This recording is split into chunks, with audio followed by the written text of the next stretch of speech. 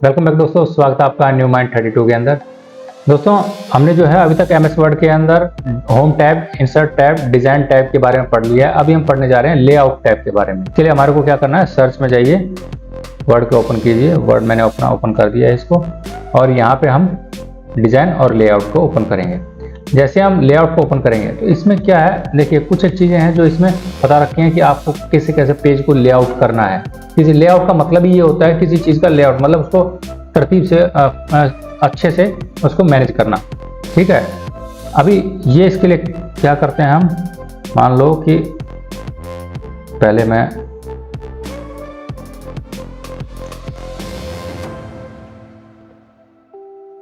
एक पैराग्राफ ले लिया है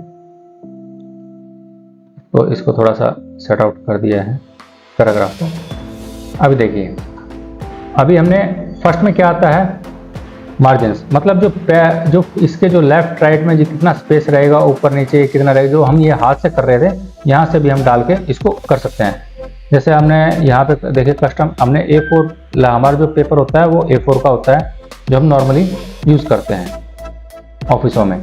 ठीक है, इसके लिए हमने ये लेटर ले रखा है, पर ये हमने A4 क्लिक कर दिया है और ये ओके कर दिया है।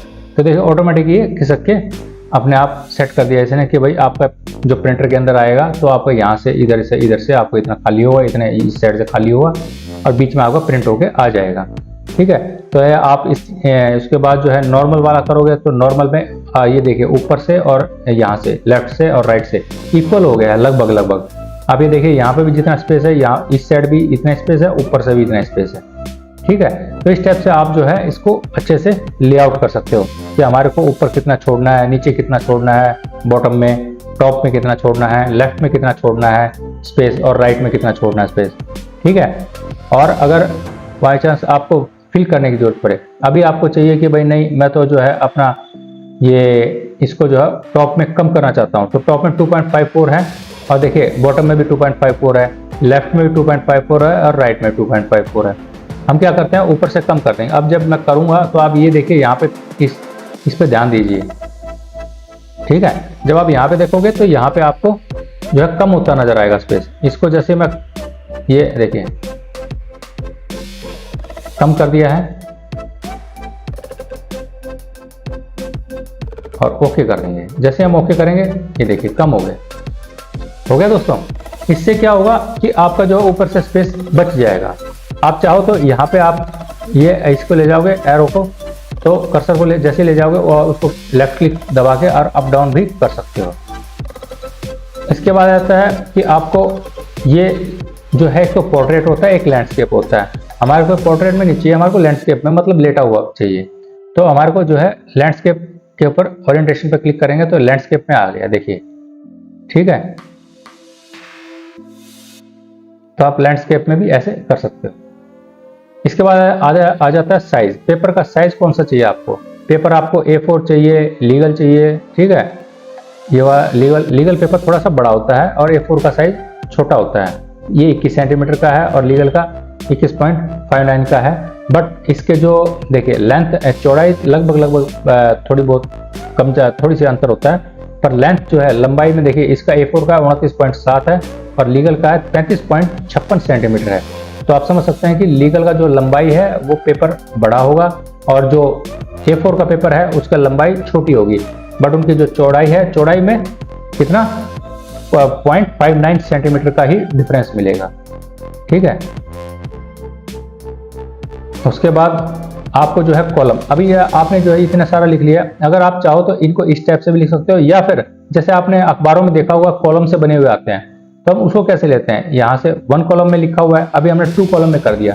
तो ये देखिए हमारा 2 कॉलम में, पहले आपको सिलेक्ट करना पड़ेगा दोस्तों। जब आप सिलेक्ट कर लोगे तो आपको ये जो है 2 कॉलम में सेपरेट होकर आ जाएगा। अब हमारे को चाहिए 3 कॉलम में। ठीक है, हमारे को 3 कॉलम में ले लिया। ठीक है, हमारे को लेफ्ट में चाहिए, 1 कॉलम छोटा हो गया लेफ्ट में, 1 बड़ा हो गया। ठीक है, ये इस टाइप से आप कर सकते हो।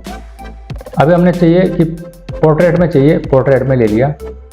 अभी हमारे को चाहिए कि कॉलम चाहिए हमारे को 3 में। तो आप ये देखो, अब देखिए हमारे पास जो है कम था। ठीक है, राइटिंग मटेरियल, तो हमारा जो है इसमें एक कॉलम ये आ गया, दूसरा ये आ गया, तीसरा ये बिल्कुल ही खाली है क्योंकि हमारा यहाँ तक ये आ गया। अब हमारे को देखना कि नहीं, हमारे को 3 कॉलम में दिखाना है। अभी आप ये देखो 2 कॉलम हो गए, अभी और भी ज़्यादा करना है, आपको तीनों में ही दिखाना है। तो आपको ये देखिए, ये हमने नीचे से स्पेस कम कर दिया है और ये 3 कॉलम आ गए हैं। ठीक है दोस्तों,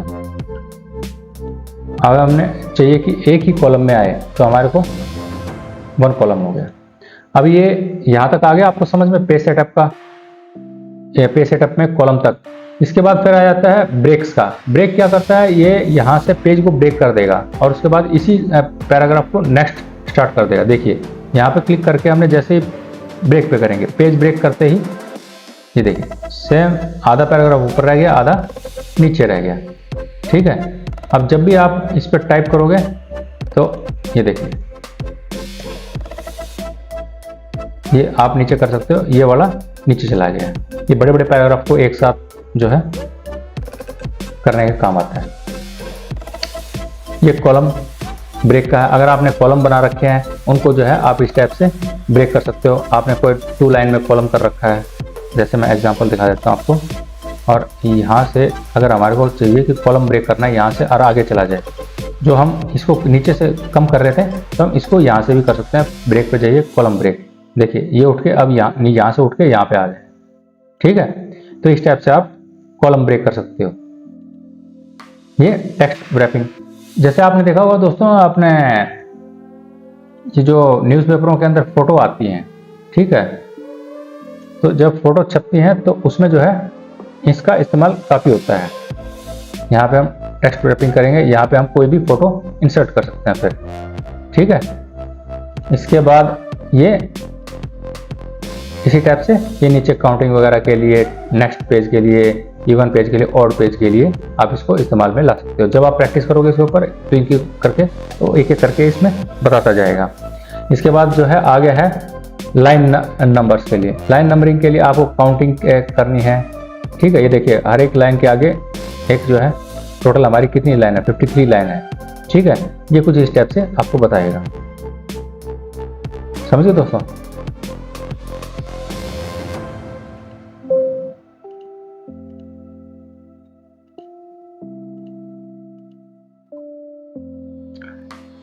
लाइन नंबरिंग वाला, इसमें लाइन नंबर्स के लिए आपको रीसेट ईच पेज, ठीक है, मतलब आपको ईच पेज के ऊपर, हर एक पेज के ऊपर जो है ऑटोमेटिक ही नई नंबरिंग आएगी।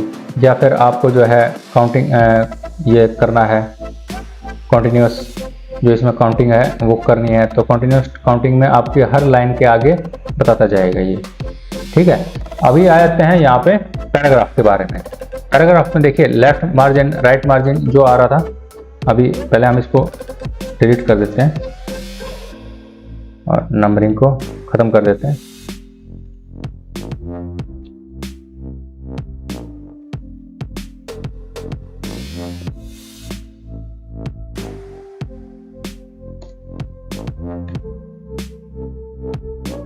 पैराग्राफ वाला भी लगा हुआ है, इसमें 1 ही कर देंगे।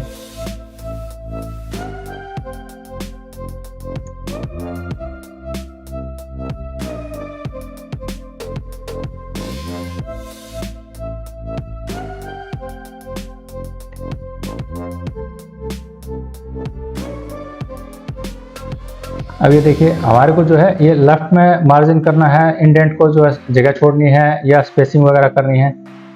अब यहाँ पे हमने कर दिया है, तो अब ये देखिए जो हम चीज़ वहाँ पे कर रहे थे दूसरी साइड, वही चीज़ जो है ये यहाँ पे करेगा।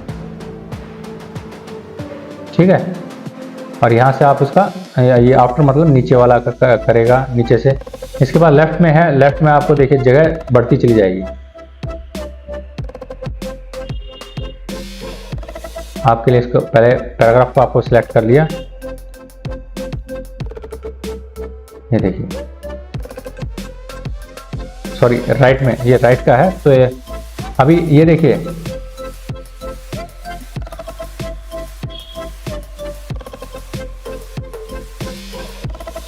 इसके बाद फिर आपका आया है लेफ्ट और राइट का। राइट का क्या है, अभी ये जितने भी ये पैराग्राफ लिख रखे हैं, अब हमारे को चाहिए कि पूरा पैराग्राफ जो है ये राइट में शिफ्ट हो जाए, यहाँ से लेके ये वाला पहले 3 पैराग्राफ, तो ये ऑटोमेटिकली ये लेफ्ट से और राइट में शिफ्ट हो जाएंगे। ये हमारा लेफ्ट होगा मगर कंप्यूटर के लिए उसका राइट होगा। अभी देखिए जैसे हम उसके ऊपर बढ़ाएंगे,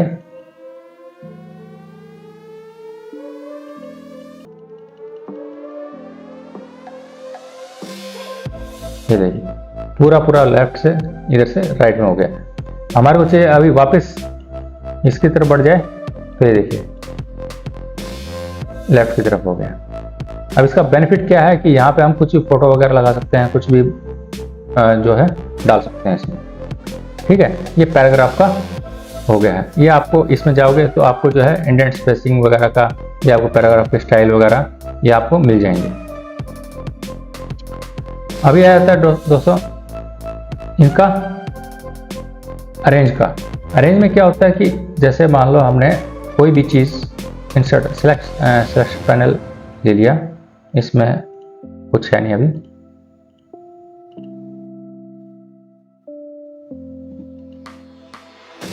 शेप्स में करते हैं, शेप्स में करके हमने यहाँ पे कर दिया।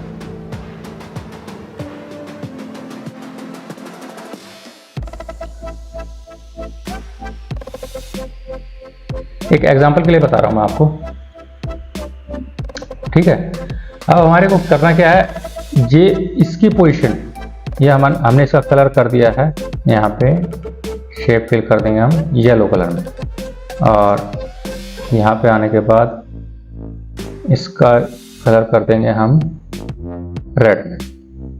अब देखो दोस्तों, इसमें वापस हम लेआउट में आ गए हैं। लेआउट में आने के बाद हमने इसको सिलेक्ट कर दिया। अब हम चाह रहे हैं कि ये जो पोजीशन है, ठीक है, ये देखिए ये यहाँ पे सेंटर में कर दिया तो दोनों पैराग्राफ के बीच में आ गई है। अब इसको ये दिखाता हूँ। मान लो कि हमने इसको जो सर्कल वो कर दिया, हम यहाँ पे बीच में लाना चाहते हैं। जब पोजीशन का अभी आएगा आपको क्लियर, देखिए ये इसके बिल्कुल सेंटर में आ गया। अब एक कॉर्नर में करेंगे, इसके ऊपर ले जाएंगे तो एक कॉर्नर में ले आएगा उस फोटो को, जिस भी फोटो को मैं आपको बोल रहा था अभी थोड़ी देर पहले कि फोटो को हम यहाँ दाएं बाएं में शिफ्ट कर सकते हैं, वो स्टेप पे कर सकते हैं। इनको सेंटर में करना है, यहाँ पे करना है, जहाँ पे भी आप इसको टॉप में बॉटम के जहाँ पे भी चाहिए आपको उस टाइप से आप कर सकते हैं। अभी है कि हमने एक यहाँ पे लगा रखा है और एक हमने यहाँ पे लगा दिया। हम अभी जो है हमने ये है, और अभी हमने कोई यहाँ पे इमेज लगा दी। मान लो कि हमने कोई फोटो लगा दी है और इसकी जगह कलर की जगह ये फोटो लगी हुई है, पर हम चाह रहे हैं कि फोटो पीछे दिखाई दे और जो रिटर्न मटेरियल है जो भी लिखा हुआ हमने वो ऊपर नजर आए। तो उसके लिए क्या करना है, हमारे को जाना है सीधा व्रैप टेक्स्ट में। पहले इस फोटो को लगा दिया है, अब इस पर क्या करेंगे, क्लिक करेंगे। ये देखिए यहाँ पे हमारे को बिहाइंड टेक्स्ट, मतलब टेक्स्ट के पीछे, अब देखिए ये पीछे चला गया है, टेक्स्ट आगे आ गया। अब हमारे को चाहिए नहीं, ये आगे ही होना चाहिए, ठीक है। तो हमारे को पहले इसको सिलेक्ट करना है और इसको in front of the text, ठीक है। अब हमारे को हमने किया है इस टाइप से कर दिया। अब हमारे को चाहिए कि देखिए ये जो है रेड वाला, ये हमारे को फ्रंट में आ जाए। तो हम क्या करेंगे, इसके ऊपर क्लिक कर देंगे, ब्रिज फॉरवर्ड, तो ये फ्रंट में आ गया। हमारे को चाहिए पीछे चला जाए इसके सर्कल के, तो सर्कल के पीछे चला गया है, ठीक है। तो इस टाइप से आप इसको सेट कर सकते हैं। अगर आपको यहाँ से भी अगर आपको दिक्कत हो रही है कि आपको नहीं, यहाँ से आपको मजा नहीं आ रहा, तो आप राइट क्लिक कीजिए। राइट क्लिक करके ये रहा send to back, send to back के ऊपर क्लिक करोगे तो ये पीछे चला जाएगा, ठीक है। इसको क्लिक करोगे तो ये वाला पीछे चला जाएगा, ठीक है। यहाँ पे करने के इतना होने के बाद हमने जो ये किया था, इसके बाद फिर हम चाहते हैं कि हमारे को ये जो है इन फोटोज वगैरह इमेज वगैरह वो भी अलाइन होके आ जाए। अलाइन के लिए हमारे को करना क्या होगा कि इसके जो हमने ये वाली, मान लो कि ये इमेज है रेड कलर में, और रेड कलर वाली इमेज है, इसको हम जो है ऊपर अलाइन करना चाहते हैं। तो हमारे को यहाँ पे क्लिक करना है, अलाइन लेफ्ट या सेंटर। सेंटर में कर दिया तो ये फोटो सेंटर में आ जाएगी बिल्कुल, और इसको टॉप में कर दिया तो टॉप में चली जाएगी, ठीक है। और ये इस टाइप से हॉरिजॉन्टली डिस्ट्रीब्यूट हो जाएगा, मतलब बिल्कुल प्रॉपर आएगी, ठीक है। और अभी जो है व्यू ग्रिड लाइन आपका जो है ग्राफ में आ जाए। ग्राफ के अंदर आपको बिल्कुल सेंटर में है या नहीं है वो उससे आप चेक कर सकते हो, ठीक है। अगर आपको हटाना है तो आप क्लिक करके हटा सकते हो। अभी ये है हमारे को जो ये वाली हमने जो बनाई है, हम चाहते हैं कि ये पोर्ट्रेट में आए, लैंडस्केप में आए। तो हमने इसको पहले सेलेक्ट कर दिया इस इमेज को, और इस इमेज को करने के बाद फिर हमने जो है इसको 90 डिग्री घुमा दिया। ठीक है, तो आप जो इसको कर सकते हो, आप इसको कुछ अपने हिसाब से यहाँ से भी कर सकते हो। इसके लिए आपको ये करना होगा। ठीक है, तो दोस्तों यहाँ पे जो है हमारा लेआउट का टैब बिल्कुल फिनिश हो गया है। इसमें इनमें ज़्यादा बताने की चीज़ें नहीं होती, इनमें सिर्फ प्रैक्टिस की चीज़ होती है। जो जो आप ऑफिस में डॉक्यूमेंट्स वगैरह हैं और आप उन पर जितनी प्रैक्टिस करोगे, जितना भी वो करोगे, तो उतना ही ये जो आपको ज़्यादा इसकी नॉलेज प्रैक्टिस होती रहेगी और नॉलेज मिलती रहेगी। ठीक है, और अगर आपको ये चीज़ ये वीडियोस पसंद आ रही हैं तो प्लीज़ इसे लाइक शेयर सब्सक्राइब कीजिए, और तब तक के लिए मिलते हैं नेक्स्ट इस वीडियो में। जय हिंद, बाय बाय। तो दोस्तों यहाँ पे आने के बाद जो है हमारा लेआउट टैब जो है वो कंप्लीट हो गया है। अगर इसके बारे में आपको कोई भी जानकारी चाहिए, कोई भी चीज़ आपको प्रॉब्लम कर रही है, आपको समझ में नहीं आ रही, तो आप उसको कमेंट बॉक्स में लिख के आप उसको पूछ सकते हैं। और अगर दोस्तों आपको ये वीडियो पसंद आ रही है, लाइक शेयर सब्सक्राइब कीजिए, और तो मिलते हैं किसी नेक्स्ट वीडियो में। तब तक के लिए जय हिंद, बाय बाय।